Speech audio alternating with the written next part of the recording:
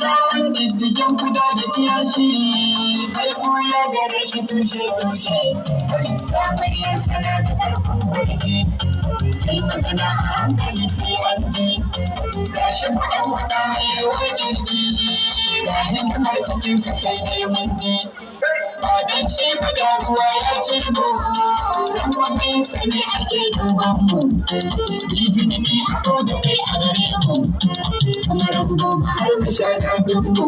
Kai shi mun kare gudu da sassarfar mu, ya rasa mai rike da dogon tata. Sai muka kai kawai kake mana gata, shi ƙaunar kace kawai ma mafiya. Mutuncin ka ai hadisi kenan, kuma aikin ka ta haƙuri kenan. Ai da ganin ka an ga waye sannan, sai ya ɗaura kenan.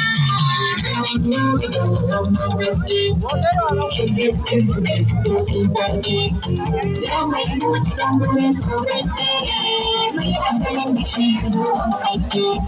Wanda ya tsoron ka bai san so ba, wanda ya ɗaurin ka bai more ba. Bai san me ake kira daɗi ba, mu ba mu san ubangida ba ɗaya ba. Annabi, ya annabi.